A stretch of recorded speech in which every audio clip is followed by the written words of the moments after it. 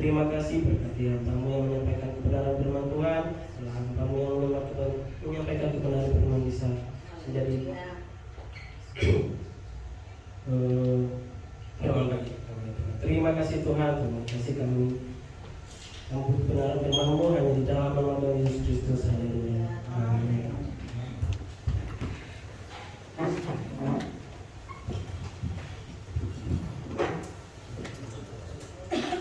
Selamat pagi semuanya. Selamat pagi semuanya. Puji Tuhan. Pada pagi hari ini, sebelum saya menyampaikan firman Tuhan, saya mengucap syukur saya bisa menyampaikan lagi firman Tuhan di tempat ini. Bisa kita sama-sama belajar lagi firman Tuhan. Dan Bapak Gembala dan Ibu Gembala sedang ada pelayanan di luar kota. Kita doakan selalu untuk mereka, karena hari ini mereka hari Minggu ini ada 3 kali pelayanan, jadi luar biasa ya. Biar kita doakan selalu malah kita di tempat ini supaya Tuhan pakai dan lebih lagi bisa memberkati banyak orang. Saya harap semua di sini sehat, saya harap bisa tetap kuat baik jasmani maupun rohani. Dan kita langsung saja buka kitab kita dalam 1 Korintus pasal 10.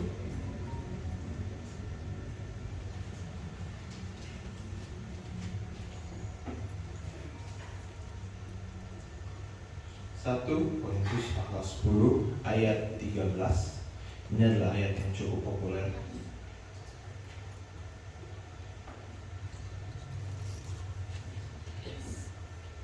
Satu Korintus 10 pasal 13. Saya akan bacakan. Semua sudah dapat? Bisa dilihat di depan juga. 1 Korintus pasal 10 ayat 13. Pencobaan-pencobaan yang kamu alami ialah pencobaan-pencobaan biasa yang tidak melebihi kekuatan manusia. Sebab Allah setia, dan karena itu Ia tidak akan membiarkan kamu dicobai melampaui kekuatanmu. Pada waktu kamu dicobai, Ia akan memberikan kepadamu jalan keluar sehingga kamu dapat menanggungnya. Amin. Ini ayat yang luar biasa ya. Seperti biasa kita bahas dulu latar belakang ayat ini. Saya perhatiin firman Tuhan yang saya sampaikan belakangan ini. Saya jarang mengangkat Korintus, padahal sebelumnya saya banyak banget mengangkat Korintus, karena Korintus ini luar biasa. Surat Paulus pada jemaat di Korintus, 1 Korintus dan 2 Korintus ini menurut saya luar biasa, karena semua masalah yang ada di sini itu terjadi sekarang. Sebenarnya kalau kita perhatiin semua surat-surat Paulus itu masalahnya ada sekarang. Tapi seperti yang saya pernah bahas, masalah ini berbeda dengan masalah di Korintus, berbeda dengan di Galatia, di Kolose, dan di Efesus dan sebagainya.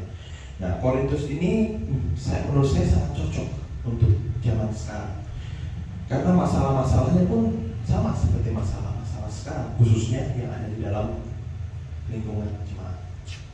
Di sini lebih ke permasalahan antar jemaat, bukan ada ajaran sesat dan aniaya, tapi Korintus lebih fokus ke dalam jemaatnya, karena Korintus ini kota metropolitan. Korintus ini tempat kota maju waktu zaman itu, kota pelabuhan. Kalau di sini ya seperti Jakarta atau New York kalau di Amerika begitu ya. Jadi kota itu di sini saya pernah baca angkuh secara intelek, secara materi, kaya dan bejat secara moral. Ya, itulah kota-kota besar. Beberapa kali Paulus memperingati juga jemaat Korintus karena mereka lebih menonjolkan kasih karunia dan tidak menunjukkan karunia, tapi tidak menunjukkan kasih. Nah, itu yang Paulus tegur dari jemaat di Korintus. Dalam pasal 10 dari kitab 1 Korintus ini, Paulus mengingatkan contoh buruk yang diberikan oleh nenek moyang bangsa, nenek moyang mereka di padang belantara. Kita bisa baca untuk yang ada di saya rasa kitab digital juga sudah ada judul perikop gitu ya. Israel sebagai suatu peringatan. Paulus di sini memberikan contoh buruk yang diberikan kepada nenek moyang orang Israel di padang belantara. Mereka melakukan penyembahan berhala, berzina, dan mencobai Tuhan. Nats yang kita baca itu mengingatkan bahwa segala sesuatu yang kita alami, itu masalah yang kita alami itu adalah masalah biasa. Allah itu setia. Setiap masalah yang kita hadapi, Tuhan pasti akan memberikan jalan keluarnya. Pada pagi hari ini saya mau fokus satu tema, dengan fokus pada tema masalah besar.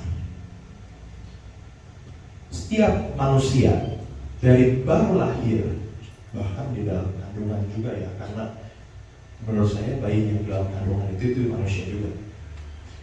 Setiap manusia dari dalam kandungan sampai tua, bahkan sampai usianya ada yang ratusan tahun, kita lihat manusia sekarang, pasti dihadapkan dengan yang namanya masalah. Kita tidak bisa menghindar dari masalah. Kita tidak bisa hidup, saya gak mau ada masalah. Pasti ada masalah. Hidup manusia pasti ada masalah. Dan manusia, semua ciptaan di dunia ini semua pasti menghadapi masalah. Terkadang masalah ini bisa membuat orang berbeda-beda juga reaksinya. Ada yang menjadi takut, ada yang menjadi lebih kuat, tapi banyak yang menjadi tertekan dan bahkan mengalami depresi. Betul. Depresi ini kita sering baca ya, kalau misalnya orang di status, depresi, saya depresi katanya.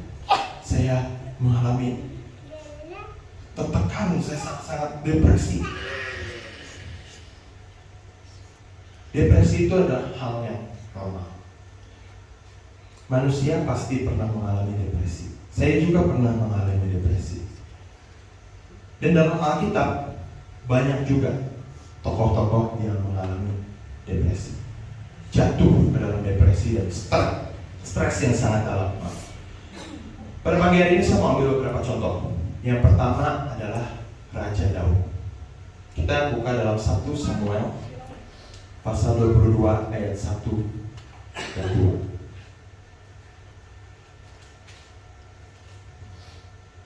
1 Samuel pasal 22 ayat 1 dan 2.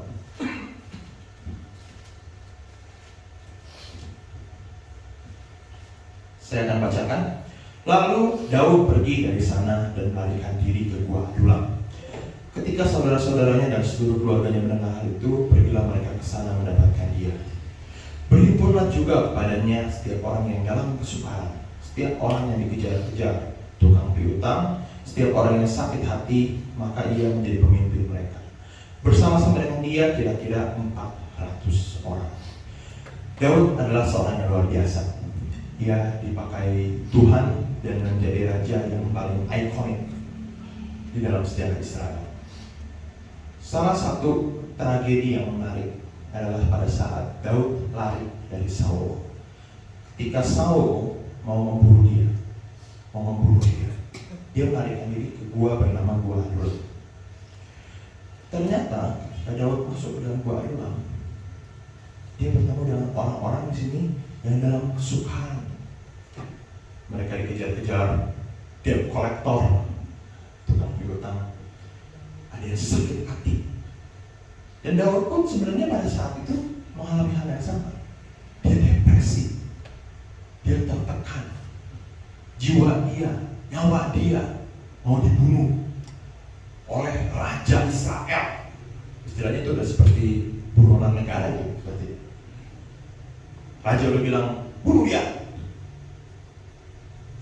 Berarti satu negara itu mencari dia. Dia udah seperti wanted dead or alive, sudah mau dicari, sudah mau dibunuh. Stres Daud.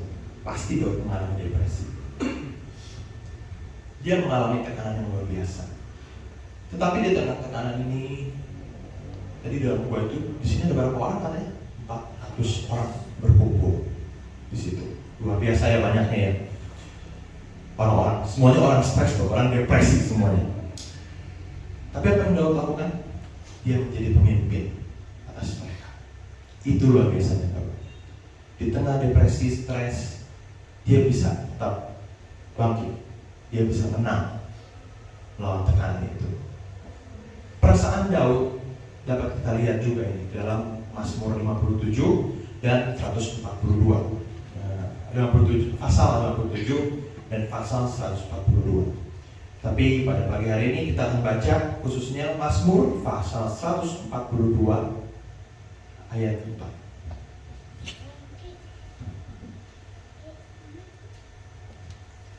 Sebelum dibaca ini, Daud ini bahkan sampai sekarang kan ya, bendera Israel itu setara David, bintang Daud. Karena Daud itu raja paling ikonik. Raja keberapa dia? Apa dia raja pertama di Israel? Bukan. Apa dia raja kedua? Bukan. Dia raja ketiga. Tapi dia menjadi raja paling ikonik di Israel. Mazmur pasal 142 ayat 4.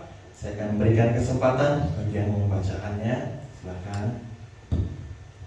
Mazmur 142 ayat yang keempat. Ketika semangatku lemah lesu di dalam diriku, Engkaulah yang mengetahui jalanku, di jalan yang harus kutempuh dengan sembunyi, mereka memasang jerat terhadap aku. Amin. Engkaulah yang mengetahui jalanku. Di sini Daud itu selain seorang pemimpin yang hebat, dia adalah seorang penyanyi, songwriter yang luar biasa. Dia mengemukakan ketakutannya dan semuanya yang dia rasakan, baik senang, sedih, baik buruk, semua dia ungkapkan dalam syair-syair. Itu luar biasa. Kalau kita baca keseluruhannya 100 ayat Mazmur 57 dan Mazmur 142 itu luar biasa. Bagaimana seorang Daud yang dalam kondisi tertekan bisa menulis hal seperti itu luar biasa. Itu contoh pertama Raja Daud. Sekarang kita maju sedikit. Setelah Raja Daud, Salomo, setelah Salomo bangsa Israel terpecah. Jadi ada Israel, ada Yehuda, dan salah satu raja Israel itu adalah Ahab. Ya. Raja Ahab yang istrinya adalah Isabel. Waktu zaman itu ada seorang nabi yang memperingati Ahab, yaitu Nabi Elia. Nah, Nabi Elia ini juga apa yang dia alami itu banyak dialami banyak orang juga. Kita buka dalam 1 Raja-Raja pasal 19 ayat 4. Hari ini kita banyak buka Alkitab. 1 Raja-Raja pasal 19 ayat 4.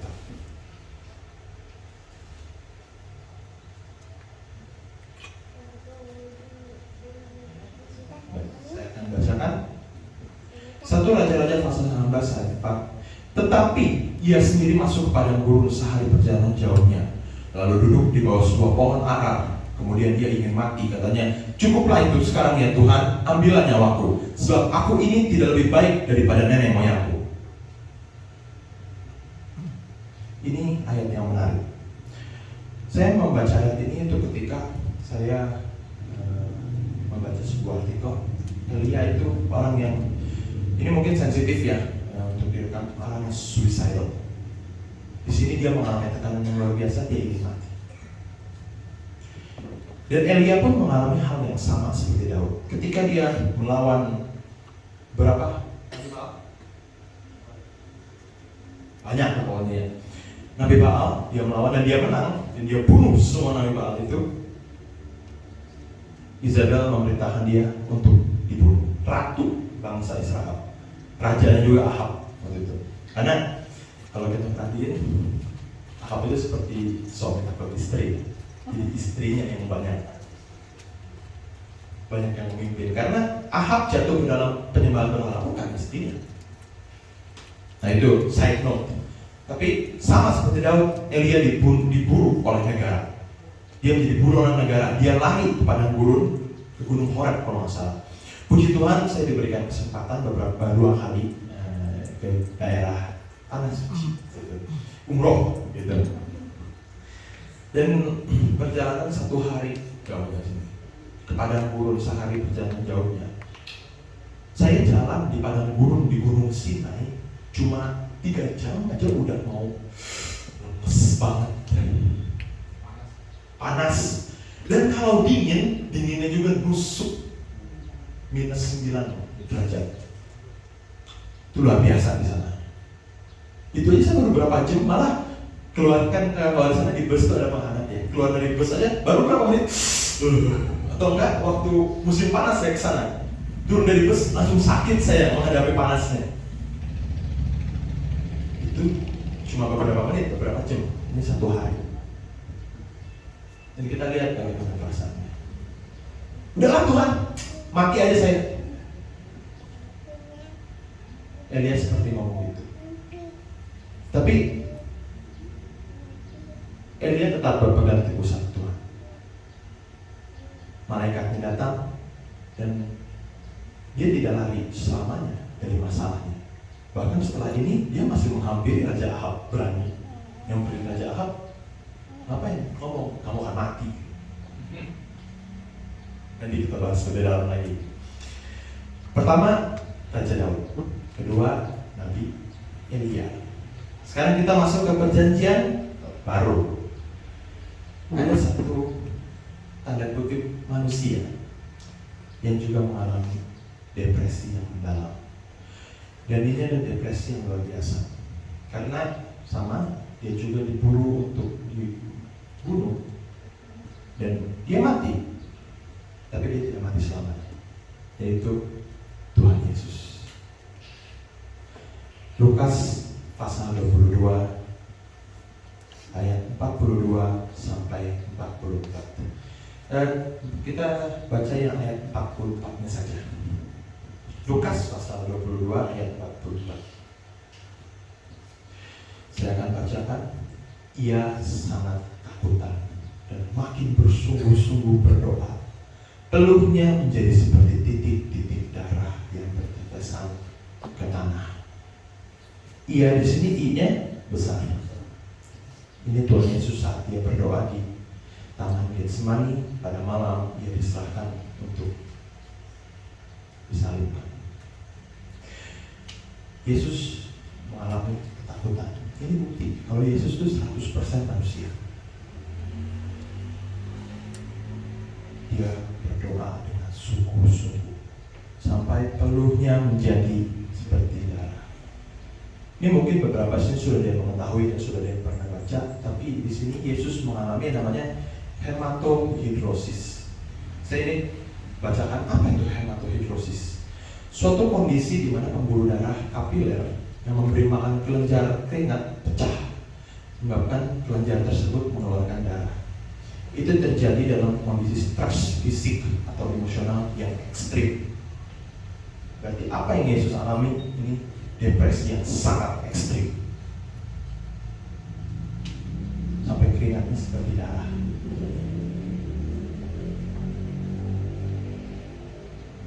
Ketiga tokoh yang kita perhatikan sekarang itu sama-sama menghadapi masalah yang luar biasa, kematian. Daud, apa dia mati dibunuh Saul? Tidak. Dia mati tua. Apakah Elia mati? Elia tidak mati. Elia diangkat ke surga. Apa Yesus mati? Dia mati dan bangkit pada hari ketiga. Banyak orang juga yang takut kepada kematiannya. Bahkan kalau kita perhatiin ini Yesus pun stres. Tapi kalau kita perhatikan seperti Daud, Elia, mereka melarikan diri itu bukan karena mereka takut, bukan karena mereka takut melarikan diri dari masalah. Mereka menyelamatkan diri. Ini adalah masalah yang luar biasa. Dikejar-kejar untuk dibunuh. Ketiganya mengalami situasi yang sama, depresi yang mendalam. Tetapi ada satu kesamaan dari ketiga tokoh ini. Ketiganya menang. Amin. Tiga-tiganya menang dalam masalahnya. Di bagian terakhir firman Tuhan yang saya sampaikan, ada dua hal yang saya mau bagikan mengenai apa yang harus kita lakukan ketika kita menghadapi masalah-masalah yang besar. Yang pertama itu masalah cukup simpel, yaitu berpegang kepada Tuhan. Kedengarannya sangat klise ya, kalau kita menghadapi masalah berpegang aja sama Tuhan. Ya, kedengarannya memang klise sekali begitu. Tapi di zaman sekarang banyak banget orang-orang, saya lihat banyak kalau dengar di TikTok atau misalnya di Instagram Reels, saya sih biasanya atau YouTube Shorts begitu, orang motivator. Ini hidup kalian tuh harusnya begini, kalian begini. Motivator, konten kreator yang seperti itu menawarkan motivasi mereka, jalan keluar mereka, solusi mereka terhadap masalah. Apalagi anak-anak muda, banyak yang kemakan ini. Teman saya ada yang kemakan, Glenn, saya tuh hidup menurut si ini, menurut si A. Gaya hidup dia tuh hebat. Malah sebenarnya dia pernah bilang, ini lebih dari Alkitab ini. Dari mana lebih dari Alkitab? Saya dengar motivator kalau ada yang bagus itu copas Alkitab. Cuma bedanya dijalankan Tuhan ya. Banyaknya salah. Itu yang saya lihat. Berpegang sama Tuhan, jangan kepada manusia. Kita harus ingat, segala sesuatu yang terjadi di dunia, segala sesuatu yang ada di bumi ini, di jagat raya itu di bawah kendali Tuhan. Bapak Gembala itu seringnya, tenang aja, segala sesuatu itu ada di bawah kendali Tuhan. Kita kembali lagi ke ayat pertama, 1 Korintus 10 ayat 13. Rasul Paulus mengingatkan, setiap masalah yang kita alami, pasti Tuhan akan memberikan jalan keluar. Amin. Amin.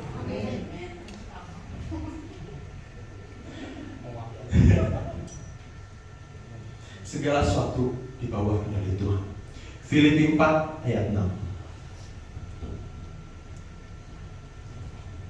Bagi ada yang membacakan lagi, saya persilahkan. Filipi pasal 4 ayat 6. Ya, itu boleh juga. Baik, kayak mana? Filipi 4 ayat 6. Janganlah hendaknya kamu khawatir tentang apapun juga, tetapi nyatakanlah dalam segala hal keinginan kepada Allah dalam doa dan permohonan dengan ucapan. Amin. Janganlah kamu khawatir tentang apapun juga. Segala sesuatu ada di bawah kendali Tuhan. Jadi ketika kita berpegang kepada Tuhan, mengandalkan Tuhan, dia itu udah berpegang mengandalkan pada bos di atas segala bos, raja di atas segala raja. Dia yang mengendalikan semuanya, bukan motivator orang-orang bahkan pemerintah, bukan. Tuhan yang mengendalikan semuanya. Satu poin lagi dan ini juga menjadi penutup khotbah saya, yaitu satu tadi mengandalkan Tuhan, berpegang kepada Tuhan, dan yang kedua itu menghadapi masalah kita. Saya pernah membahas ini mengenai menghadapi masalah kita itu di persekutuan kaum pria waktu itu. Saya mengangkat juga Daud sebagai contoh pribadi yang tidak pernah lari dari tantangan dan masalah. Bahkan dia tidak pernah lari seperti berbeda dengan hal ini ya, dengan tadi dia diburu, dia melarikan diri untuk menyelamatkan diri dia. Tapi dia kembali lagi, ketika dia mempunyai kesempatan untuk membunuh Saul, apa yang dia lakukan? Dia nggak bunuh, dia cuma potong jubahnya, diberikan. Saul pun hatinya langsung jatuh hati kepada dia. Kamu ada kesempatan untuk bunuh saya tapi tidak. Daud tipe orang pemberani. Dia menghadapi masalah. Dia tidak pernah lari dari masalahnya. Begitupun hanya Elia, seperti yang tadi saya bilang. Setelah dia melarikan diri, nggak lama Ahab itu membeli kebun anggur Nabot dengan cara yang singkatnya tidak baik. Ahab membunuh Nabot, diambil kebun anggur. Elia datang loh, padahal itu Elia itu masih buronan. Negara datang, ngomong mati. Dia langsung dinubuatkan pesan dari Tuhan, tapi dia berani menghampiri Ahab. Raja dia gitu yang luar biasa. Jangan lari dari masalah.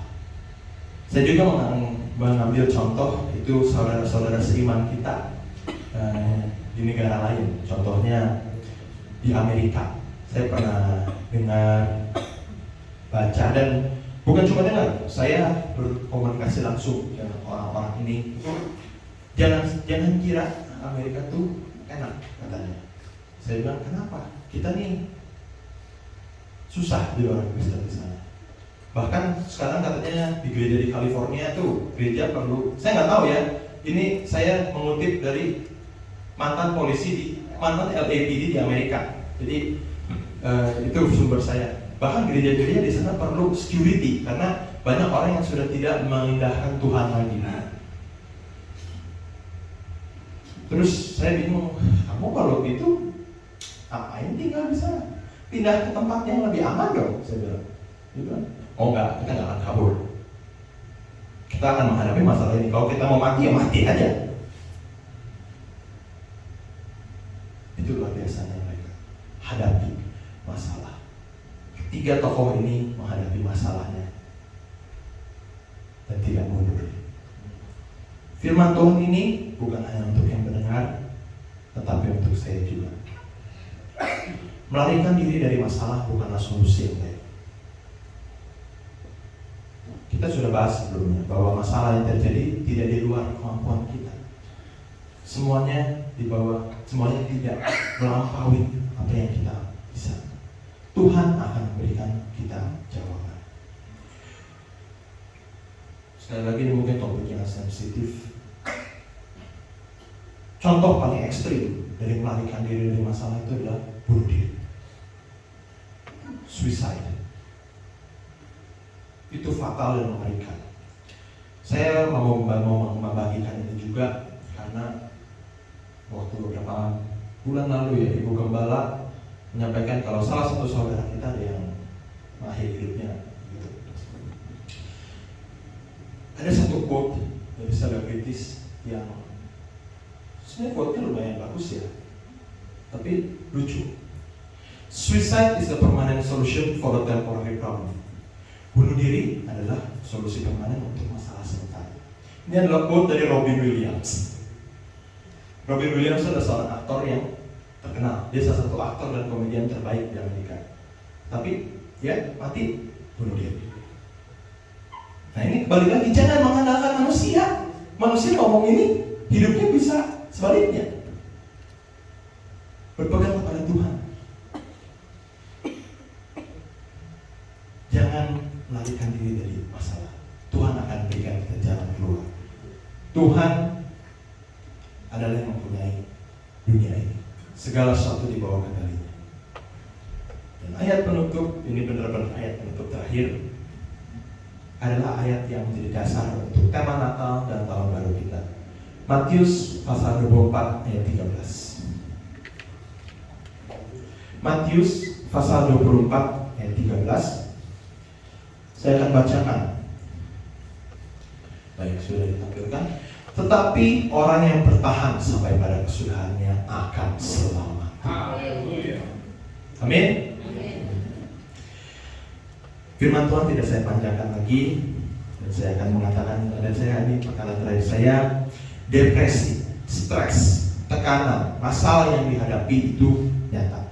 Apapun yang kita hadapi, depresi, kesedihan, kita itu semua nyata. Kita tidak boleh menganggap remeh hal-hal seperti itu. Kita tidak boleh melupakan hal itu. Mental health itu tidak boleh. Banyak gereja yang depresi, pulang doa tuh. Kita nggak boleh seperti itu. Depresi itu adalah hal yang nyata. Tetapi tahu apa yang lebih nyata lagi? Tuhan. Tuhan juga nyata. Amin. Tuhan memberkati kita semua. Kita akan berdoa. Tuhan, kami mengucap syukur untuk berkat yang Kau berikan melalui puji-pujian dan firman-Mu. Biarlah setiap harinya, ke depannya lagi kami bisa lebih mengandalkan Kau lagi. Dan Tuhan berikan kami keberanian untuk bisa menghadapi semua masalah kami ya Tuhan. Terima kasih Tuhan Yesus Kristus, firman-Mu sudah selesai. Biarlah Tuhan berkati firman-Mu ini bisa menjadi pedoman bagi hidup kami dan bisa tertanam dalam hati kami. Terima kasih Tuhan Yesus Kristus. Dengan doa kami hanya di dalam nama Tuhan Yesus Kristus kami sudah berdoa dan mengucap syukur. Haleluya. Amin.